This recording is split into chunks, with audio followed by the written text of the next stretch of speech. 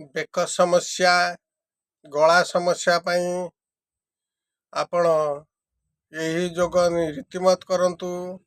ଆପଣ ଦେଖୁଥିବେ ବହୁତ ଲୋକ ଗଳାର ଗୋଟେ ମୋଟା ପଟି ଲଗାଉଛି, ଇଏ ଲାଗିବ ନାହିଁ କିମ୍ବା ଆଗାମୀ ଦିନର କେବେ ବି ଆବଶ୍ୟକ ପଡ଼ିବନି। ଯଦି ରୀତିମତ ଆପଣ ଏଇ ଗଳାର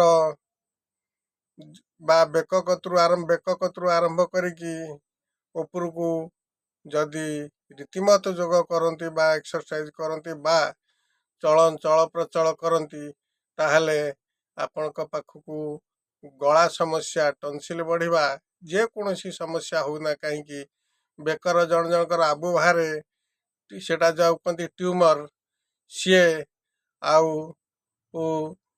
କାନ୍ଧ ସାଇଡ଼ରେ ବି ଆପଣଙ୍କର ଆସେ ଟ୍ୟୁମର, ସେଗୁଡ଼ାକ କିଛି ଆସିବନି। ଆପଣ ଦେଖନ୍ତୁ, ବେକକୁ ଭାଙ୍ଗିବେ ନର୍ମାଲି, ଯେମିତି ସାଧାରଣ ଭାଙ୍ଗନ୍ତି 9 ଥର, ସବୁଗୁଡ଼ାକ 9 ଥର ଲେଖା କରିବେ। ଯଦି ଗଳାର କୌଣସି ସମସ୍ୟା ଥାଏ, ମୁଁ କହିଛି 9 ପରେ 12, 15, 18, 21 ପର୍ଯ୍ୟନ୍ତ ଯିବେ। 21ଟା ହେଉଛି ଲାଷ୍ଟ। 21ରେ ଅଧିକା କରିବେ ନାହିଁ, କଲେ ଲାଭ କିଛି ପାଇବେ ନାହିଁ। ଦେଖନ୍ତୁ, ସବୁଗୁଡ଼ାକୁ 9 ଥର ଲେଖା କରନ୍ତୁ। ମୁଁ କରୁଛି, ଦେଖନ୍ତୁ।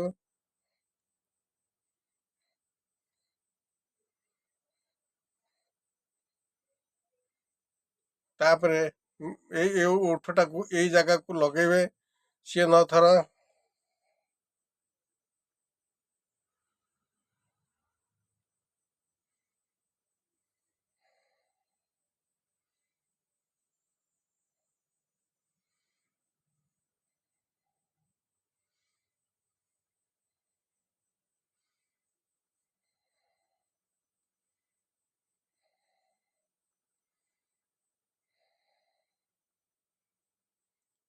ତାପରେ ଆପଣ ଏପଟକୁ ସେପଟକୁ ଭାଙ୍ଗନ୍ତୁ ବେକକୁ।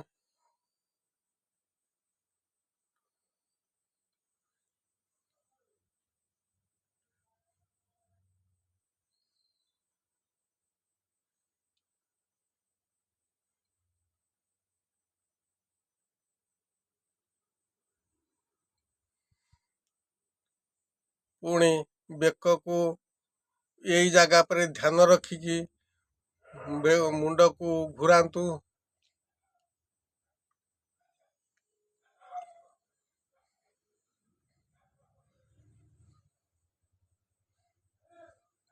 ପୁଣି ଏପଟକୁ 9 ଥର।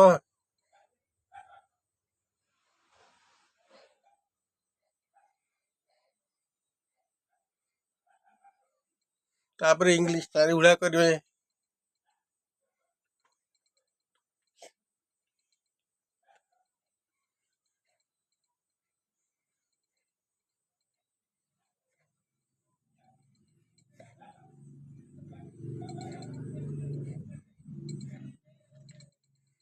ନଅ ଥର ହେଲା। ତେଣୁ ଏତିକି ଯଦି ଆପଣ ଯେକୌଣସି ସମୟରେ ଚଳଚଞ୍ଚଳ ଦୁନିଆ ଭିତରେ ଯେତେବେଳେ ଆପଣ ମୁହୂର୍ତ୍ତେ ସମୟ ପାଇବେ, 5 ମିନିଟ୍, 3 ମିନିଟ୍, ଏଟା 3 ମିନିଟ୍, 4 ମିନିଟ୍ ଭିତରେ କାମ। ତେଣୁ ଆପଣ ଏଇଟାକୁ କରନ୍ତୁ, ଦେଖିବେ ଗଳାର କୌଣସି ପ୍ରକାର ସମସ୍ୟା ଆସିବ ନାହିଁ। ଆଉ ପ୍ରତ୍ୟେକ ଦିନ ଏଇଟା କରିବାକୁ ପଡ଼ିବ। ଦିନର 2 ଥର କଲେ ଭଲ। ଆଉ ଏଗୁଡ଼ାକ କଲାବେଳେ ଆଖି ବୁଜିକି କଲେ ଧ୍ୟାନଟା ଠିକ୍ ସେଇ ଜାଗା ଉପରେ ରହିବ। ସେଇ ଜାଗାର ଯେଉଁଠି ଯନ୍ତ୍ରଣା ଥିବ, ସେ ଆସ୍ତେ ଆସ୍ତେ ଦୂରେଇ ଯିବ। ରହିଲି। ଜୟ ଜୀବ। ପିତା ମାତା କି ଜୟ।